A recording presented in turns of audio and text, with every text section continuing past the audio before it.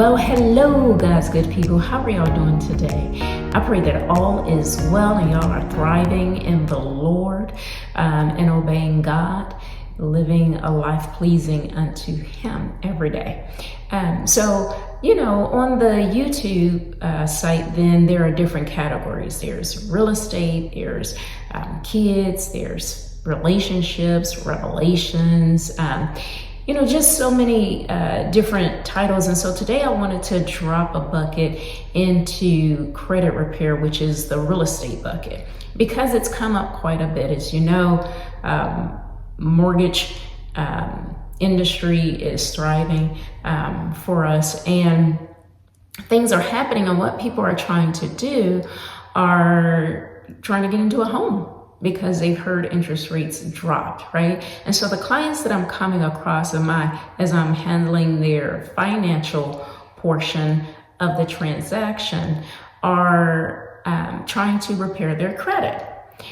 And what a lot of people don't know, when you sign up for credit repair, it's probably better if you have a longer goal, a long-term goal to obtaining your home versus doing it trying to do it really, really quick so you can get into the house quick. And people don't always understand how it functions. With credit repair, then what I've seen, and a person who does it can correct me if I'm wrong, but from what I've seen, when a person starts with credit repair, their credit first gets worse before it gets better. What do I mean by that? So you have some items on your credit you want to dispute. You open up a dispute, that drops your score. And then it stays on there because it's in dispute. The credit repair company begins to collect a monthly amount from you. Of course, they have their fee coming out of that. And then they set aside a certain amount, and they bank it up until they get to an account that they feel they can negotiate for a settlement for you. So, of course, it has to get worse. Your credit, the account has to go to the point of being in collections and go to the point of the dispute if necessary, but it affects your score. And so then they negotiate and settle for you for less than the amount that you owe. Yay. And so now you have to wait for that to take effect. Maybe 30 days, maybe, sooner. It just depends on what it was. But what I've been able to do for clients, and I'm not saying this to brag on myself, but it's really to educate people to say you don't have to pay for credit repair. What I've been able to do for clients is to give them a step-by-step of what they can do without credit repair if they're trying to do something sooner rather than later, and without having to pay all that money for it. And it's a credit plan. And it's just an additional service that I provide. I'm not a credit repair specialist. I'm not,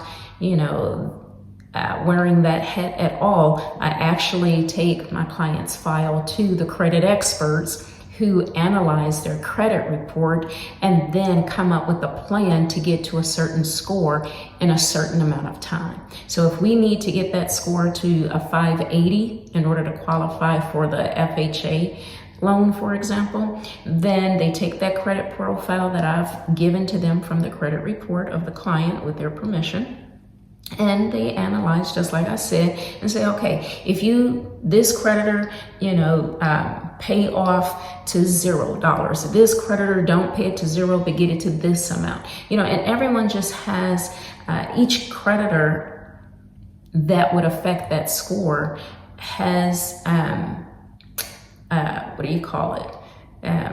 What's the word that I'm looking for, y'all? Have directions. They have directions on what you need to do in those steps. Some of them, it's open a small credit card, and only charge $10 and have a minimum limit on it of $300. And so, it's just step by steps, and it shows you which creditors on your report are needed to be addressed or to settle and for what amount. and it costs you nothing. Maybe I'll start passing on the cost as if it grows to a whole lot to others, because it's like $14 right now, and I pay for that. But for clients that I'm currently working with that are actively under contract working with me on a loan. So, I just thought it was a good piece of information to share and pass on publicly so that, God's people can be in position and save your money. Real quick testimony, I'll pick one. We had a client whose score was under 400. She was, under 500. She was working with the credit repair companies, and it had been a few months. She didn't really hear from them, but they heard from her with her money every month. And her credit was just not great. And so I told her, I said, hey, look, let me take you through the credit plan experts, and let's analyze your report and have them present a plan. Did that. She started working on it, her and her husband.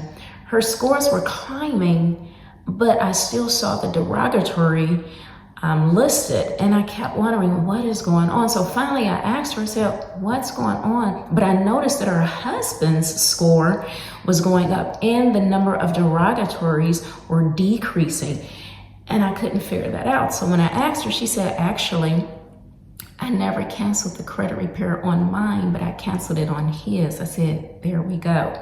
And she said, I'm sorry, now I see what you were saying. So it cost us a little bit of time, but we were able to get back on track again so that we can hopefully close by the end of this month, if not sooner. So, hopefully y'all got something out of that. Credit repair is not something you really have to do and pay for unless you have a long-term goal and you don't want to do the simple steps. They're really simple that are listed for you to do. All right, y'all be blessed, take care, and I hope it helped you. Let me know. Bye-bye.